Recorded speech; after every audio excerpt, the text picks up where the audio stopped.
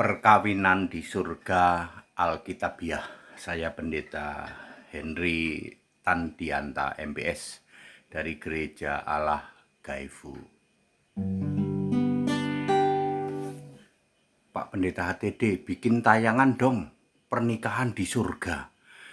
Kalau Pak HTD yang tausiah, itu semua orang langsung diem, nggak bisa bantah. Banyak yang ngaku ngustad gadungan, ya, ngustad PI apa peyang tuh ya, kemudian ngustad wifi gitu, dan lain sebagainya. Ya ada perkawinan, bukan perkawinan, dia apa, pernikahan apa perkawinan ya, perkawinan di surga ya. Super tafsir lah, para ngustad itu kan sekolah juga kagak.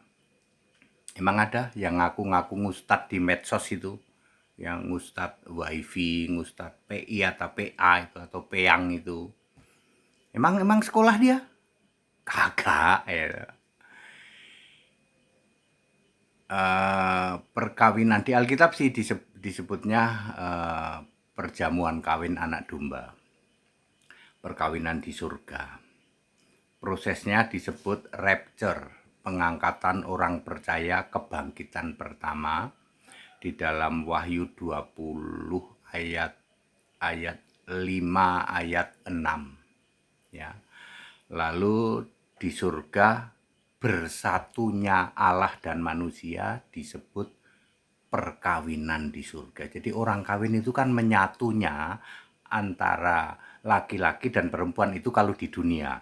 Karena di surga itu tidak ada laki perempuan, maka memakai bahasa kiasan pengantinnya adalah Yesus, lalu pengantin perempuan kita, padahal kita ini aslinya tadinya ada laki ada perempuan.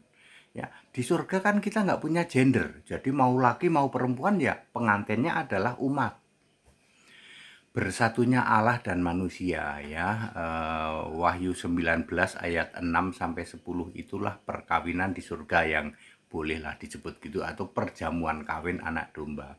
Itu baru terjadi nanti saat rapture. Sekarang ini manusia masih di Firdaus, belum di surga, belum. Surga itu yang ada tahtanya, Firdaus itu bekasnya Taman di Eden. Jadi belum ada sekarang manusia di surga, itu belum ada. Manusia masih di Firdaus rohnya. Nanti pada saat rapture, bersatunya Yesus dan umatnya, itulah disebut perjamuan kawin anak domba atau perkawinan di surga. Jadi itu bahasa kiasan, Pak, bahasa kiasan. Berarti para ngustad gadungan itu betul-betul IQ tiarap, botol sebotol-botolnya. Wah, kalau Pak Pendeta HTD sudah jawab begini, diem semua itu para ngustad gadungan itu. Ya, seperti itu. Itu ayat Alkitab ya. Wahyu 19 ayat 6 sampai 10. Peristiwanya disebut kebangkitan pertama.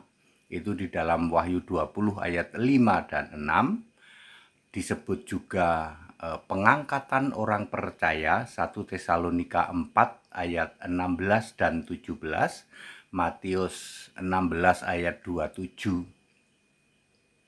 Ya, sering lebih populer disebut rapture. Ya. Itu benar Pak, perjamuan kawin anak domba. Iya, tapi itu arti kiasan, artinya menyatunya Allah dan manusia. Yang pertama kali terjadi nanti saat rapture. Ya, seperti itu. Yesus Allah Maha Suci dan juga yang Maha Tinggi bersemayam di tahtanya, tahta suci, tahta tinggi, yang maha mulia, maha perkasa, maha agung, maha besar, maha esa, maha kuasa. Sebab Yesuslah satu-satunya Tuhan Allah yang maha suci, maha tinggi.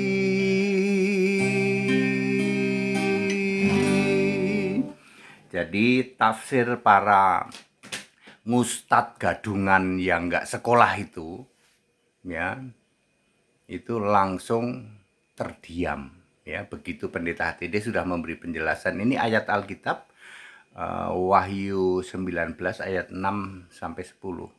Perjamuan kawin anak domba, ya bolehlah mau disebut pernikahan di surga, tapi itu arti kiasan, menyatunya Allah dan manusia. Peristiwanya disebut rapture, ya, atau pengangkatan orang percaya, kebangkitan yang pertama. Jadi very clear ya. Ngustad gadungan, sekolah juga kagak, ya toh.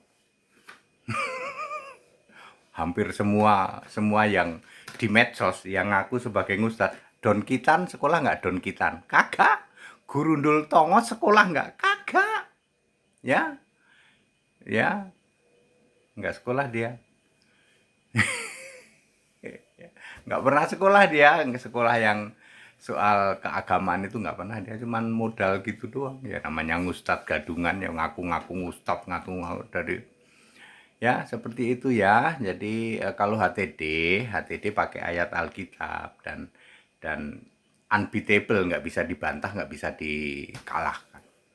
Back to the scripture, kita Indonesia, kita Pancasila, toleransi harus. Haleluya, amin.